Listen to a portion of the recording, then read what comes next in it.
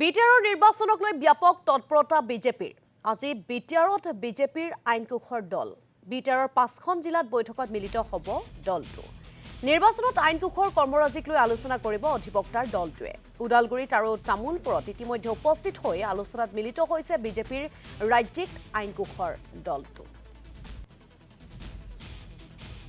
Doctor Himanta Biswa Sarma ডাঙৰীয়াৰ নেতৃত্বত দিলীপ শইকীয়া ডাঙৰীয়াৰ সাংগঠনিক শক্তিৰ যি যোৱা সময়ছোৱাত সমগ্ৰ বিটিআৰতে ভাৰতীয় জনতা পাৰ্টীয়ে সংগঠনৰ কাম কাজ কৰিছে আৰু আমি ভাবো যে 100% ভাৰতীয় জনতা পাৰ্টীয়ে নিশ্চিতভাৱে এইবাৰ বিটিআৰক বিজয় সাব্যস্ত কৰিব।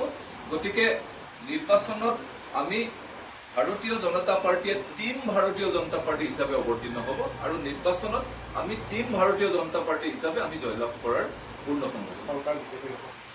চাওক, আমি নিৰ্বাচন বিটিআৰৰ উন্নয়নৰ কাৰণে নিৰ্বাচনত অৱতীৰ্ণ হৈছো। বিটিআৰৰ উন্নয়ন কৰিবৰ কাৰণে জনতাৰ ওচৰলৈ আমি যাব বিচাৰিছো।